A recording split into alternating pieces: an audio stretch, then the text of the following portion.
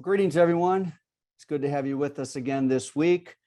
Welcome to our 90th episode of Lightbulb Moments. Remember, money isn't the most important thing in life, but it is like oxygen on the God of Habit scale. I'm Tom Kuhn. I am the CEO of Qnity as well as Qnity for Schools. I'm also a Beauty Changes Lives board member. Qnity is here to make financial wellness simple, visual, and actionable. So that you can achieve whatever your dreams are for prosperity. Past recordings of the Lightbulb Moments, a financial roundtable, is posted on YouTube. It's also in our Plan for Profits portal. We welcome members of the salon and spa community as well as schools.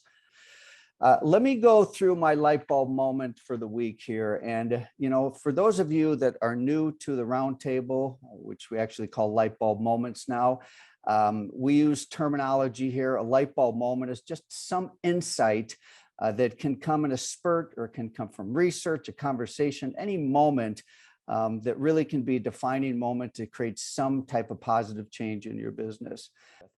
So Lightbulb moment, here's where I'm going to go. Lightbulb moment of the week here. And I think that over the next 2 months, this will really be a standing segment as we really look at the need for data and research to help create maybe a little bit of eliminate the gap between perception and reality in many different areas. And so I have spent a lot of time researching, working on a project, the compensation project. Many of you have heard about it. This is really about helping us tell a different story about earnings and pro beauty through data.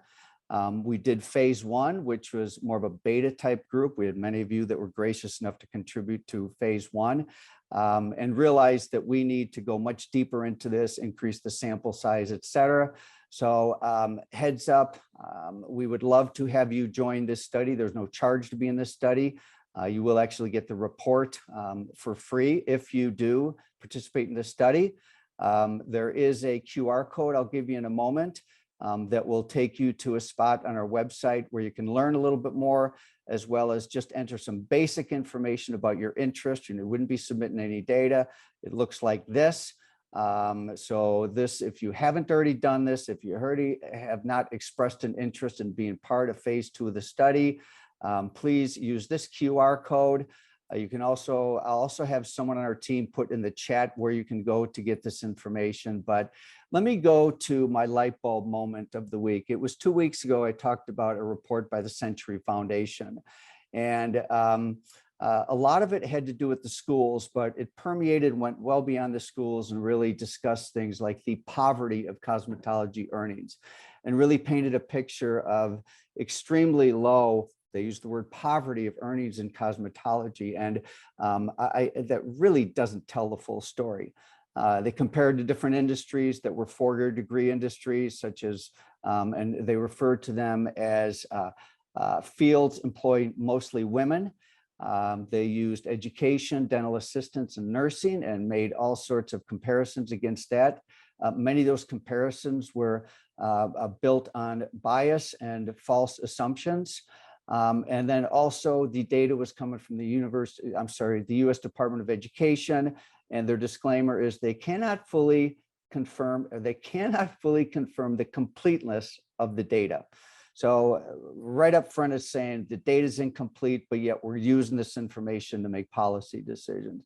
So I've got another report that I want to share with you today that really I think continues to put a highlight on how data is being used and how data is influencing public policy and ultimately is affecting the quality of people that we attract in the industry, the number of people we attract in the industry, and then also the own self-perception within the industry. And this is a report by the Department of Justice, which is a, how do they describe it? The nation's only libertarian public interest law firm. And it goes on to talk about training, but also in particular, what are the economics of the cosmetology occupation? And here are some of the findings that come out of this that I want to share with you. And one is that or the key point is that if aspiring cosmetologists graduate and become licensed, they frequently end up in jobs with low wages and work long hours with very little time off, which makes it difficult to pay back loans. Continuing on this report, some of the findings, and I really would love to get the chat going to see some of your comments about this data. Now, this report was issued in 2021, but the data that they were using was from 2016. And what they came up with was the cosmetologist averaged about 35 hours a week, and 62% reported that they worked 50 to 52 weeks. In other words, no weeks off per year. 17% reported working over 40 hours a week, with many having second jobs, which are being attributed to low wages. So very interesting. Now, I'm going to stay on this second job for a moment. One of the things that we've seen again and again, and one of the reasons really for the grassroots compensation study, which now is going bigger, is that we found that many seriously underestimate their earnings in their current job. Story after story, I've shared some of those on the roundtable here today. Going back to my second haircut as a salon owner, when one of our team members told me that she couldn't afford health insurance and she needed to make more money. Said, how much money do you need to make? This was many years ago. How much money do you need to make to afford health insurance? She said $35,000. No, she said $30,000 a year. Checked her payroll record. She was making $45,000 a year before tips.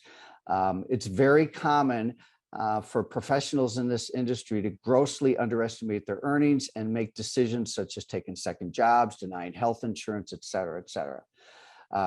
Some other information that came out of this report is that using earnings in line with the Bureau of Labor Statistics, which they are what they are, but it doesn't really tell the full stories about the opportunity in pro beauty.